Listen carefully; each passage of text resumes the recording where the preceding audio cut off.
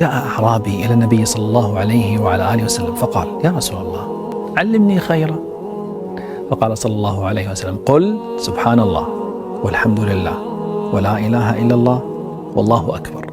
فعقد الأعرابي على يده ومضى، ثم تفكر ثم رجع، فتبسم النبي صلى الله عليه وسلم، فجاء الأعرابي فقال: يا رسول الله، سبحان الله والحمد لله ولا إله إلا الله والله أكبر، هذا لله، فما لي؟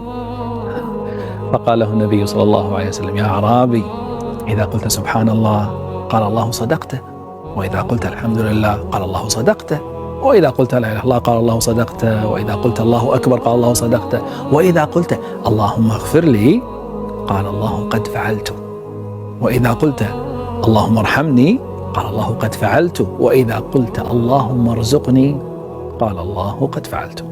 فعقد الأعرابي على 7 في يده ثم ولى. أخي الكريم، أختي الكريمة، وعدتك أني سأجمع لك أجمل وأفضل الأدعية في الرزق. هذا أحد هذه الأدعية، الآن انتهينا منه، سجله عندك لكي يزيد رزقك.